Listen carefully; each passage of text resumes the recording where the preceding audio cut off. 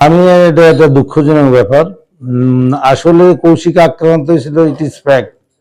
কিন্তু সেই সময় যারা প্রকৃত আসামি তাদেরকে আসামিভুক্ত করে তারই খালাতো ভাই না চাচাতো ভাইয়ের জন্য মামলা করেছিল এবং এই মামলাটি তৎকালীন আইন অনুযায়ী চার্জশিট হয়েছিল। মামলাটি বিচারাধীন অবস্থায় বিচার হয়েছিল এবং তার একটি রায় হয়েছে।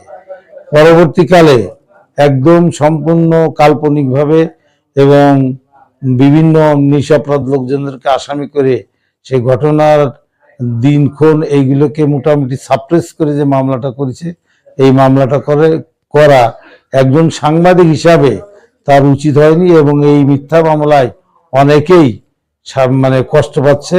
আমি প্রশাসনের কাছে, প্রশাসনের সর্বোচ্চ ব্যক্তি এসপি সাহেব সহ সংশ্লিষ্ট তদারকি কর্তৃপক্ষের কাছে অনুরোধ করব এই মামলাটি তদন্ত করে যারা মানে দায়ী নয়, এবং যেহেতু মামলাটা পূর্বে হয়েছিল সেখানে যদি কোনো ঘটনার বা কোনো অনিয়ম থাকে সেটা দেখে সঠিক তদন্তের মাধ্যমে এই মামলাটার ফলাফল নির্ধারণ করা উচিত।